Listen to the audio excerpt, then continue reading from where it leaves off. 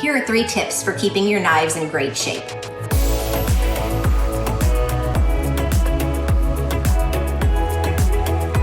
First, know where to store them. A magnetic knife strip on the wall is a great option, and so is a wooden block. But if you're storing them in a drawer, which is what I do, then make sure you don't put them in the silverware drawer or a drawer with your other tools, because not only are you more likely to cut yourself when you're grabbing for one, but the blades are more likely to be nicked. So store them in their own drawer and make sure you have protective sleeves for the knives, just for your own safety.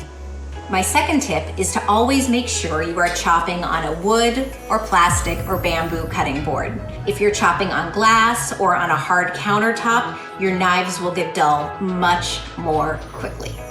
And my last tip is, no matter which knives you're using, is to always hand wash and dry them. Never put them in the dishwasher. Even if they say they're dishwasher safe, they will last a lot longer if you hand wash them with warm, soapy water and just dry them with a clean towel when you are finished.